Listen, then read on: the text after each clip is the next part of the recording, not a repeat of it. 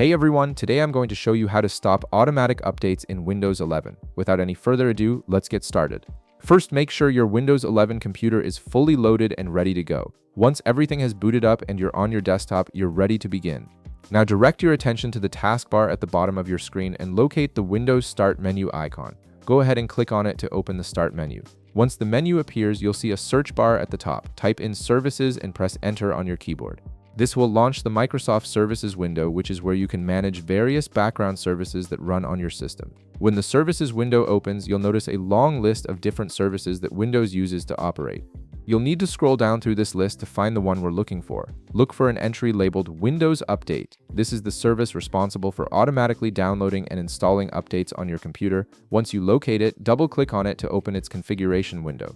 A new window will now appear showing the properties and settings for the Windows Update service. Here's where you'll make the key changes. First, look for a drop-down menu labeled Startup Type near the top of the window. Click on this drop-down menu and select Manual from the list of options.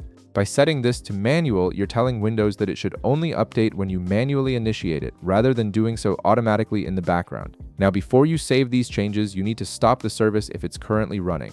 Look for the Service Status section in the middle of the window. If the service is running, you'll see a button labeled Stop. Click on it to halt the Windows Update service immediately. This ensures that no updates will be downloaded or installed while you're making these configuration changes.